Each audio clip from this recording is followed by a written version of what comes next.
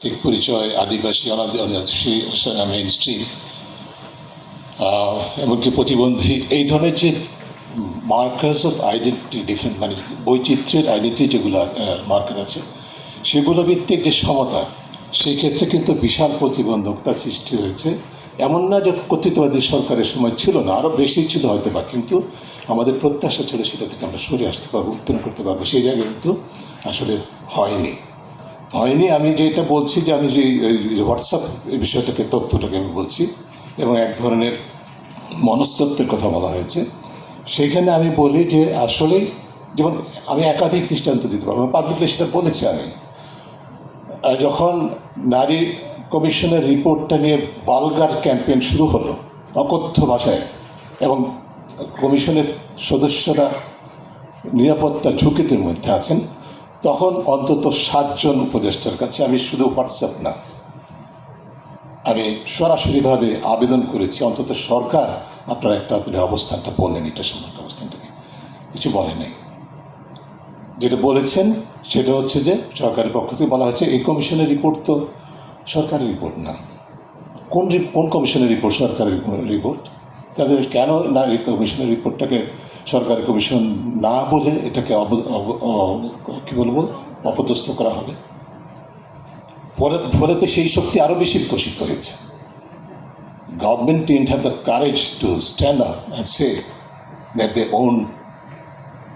they don't own this vulgar campaign, they are against this vulgar campaign. সেই সাহসটা ছিল না। সো আমাদের কিন্তু ওই জায়গায় যে পরিবর্তনের যে মূল বিষয়গুলো, সেগুলো যেটা বলছি, সেটা করার জন্য যে প্রতিরোধক শক্তি সরকারের ভিতরে যেরকম আছে, সরকারের বাইরে আছে। সরকার একটা পাওয়ার বেস, বহু মাত্রিক এবং বহু মানে সোর্সের পাওয়ার বেস আছে।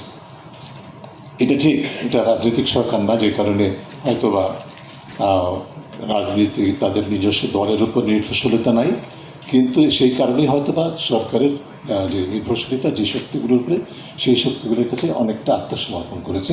শুধুমাত্র নারী, আমি একটা দৃষ্টান্ত বললাম, আরও অনেক দৃষ্টান্ত দিতে পারি, আমার অভিজ্ঞতার উপর ভিত্তি করে বলছি। আদিবাসীদেরকে নিয়ে একই ঘটনা আছে। আদিবাসী শব্দটা বলার কারণে ভালগার ক্যাম্পেইন হচ্ছে। আদিবাসী সমস্যা শান্তি প্রতিষ্ঠার জন্য আমাদের সেনাবাহিনী মুখ্য ভূমিকা পালন করতে পারে, এইটি আমার অন্যায় এই কথাটা বলা।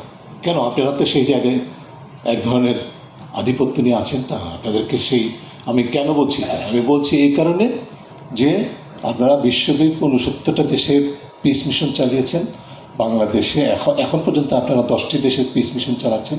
আমার যে নিজের দেশে, আপনার নিজের দেশে যেখানে আপনাদের কর্তৃত্বের অধীনে আছে মৌলিকভাবে যে অঞ্চলটা, সেখানে শান্তি প্রতিষ্ঠায় আপনারা নেতৃত্ব দেন, দৃষ্টান্ত স্থাপন করেন, দেন উই আর হিয়ার। আমরা ডিভাইড অ্যান্ড পলিসি করছি না।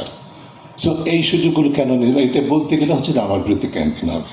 শুধু তাই নয়, আমরা যখন সরকারের, আমি সরাসরিভাবে বলতেছি, সরি আমি এটা পার্সোনাল অ্যানেকডোটে নিয়ে যাচ্ছি, যেহেতু হোয়াটসঅ্যাপের বিষয়টা আসলো, প্রায় 8 থেকে 10টি আইনের সাথে, আইনের সংস্কারের সাথে আমি মানে বলবো যে যেই ওপেননেসের প্রত্যাশা